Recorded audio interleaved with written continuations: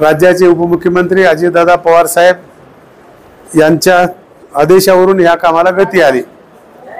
हे सगळं काम करायसाठी थोडासा वेळ लागला, परंतु आज आमच्या उपजिल्हाधिकारी मॅडमने या कामाला गती देऊन त्यांनी जसं जसं आता होतील तसं तसं त्या लोकांना बोलून घेऊन हे सनद प्रमाणपत्र तुम्हाला देणार आहेत, राहिलेल्या लोकांना देखील देणार आहेत।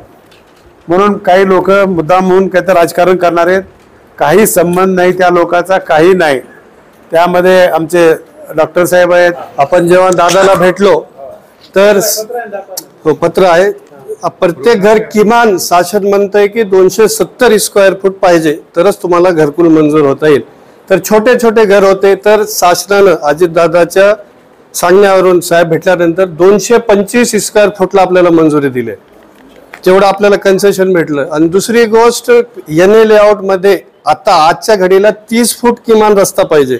जेव्हा आपला GR आला 10 मार्चला तेव्हा 20 फुटाचा होता, तर आपल्याला 15 फुटा त्यांनी मंजूर दिली। आपल्याला 15 फुटाच्या रस्त्यामध्ये 2 शिथिलता आपल्याला भेटले आणि 500 स्क्वेअर फूट पर्यंत पैसे भरायची आपल्याला गरज नव्हती, आपण भरलं नाही। चौथी गोष्ट ओपन स्पेस नव्हता, भली मोठी शमशानभूमी आहे त्यालाच त्यांनी ओपन फेस गृहीत धरून आपल्याला त्रुटी असताना साहेबांनी भेटल्यामुळे अजितदादांना तर ते विशेष बाब म्हणून आता रहीमभाई म्हणल्याप्रमाणे विशेष बाब म्हणून ह्याला मंजुरी भेटली।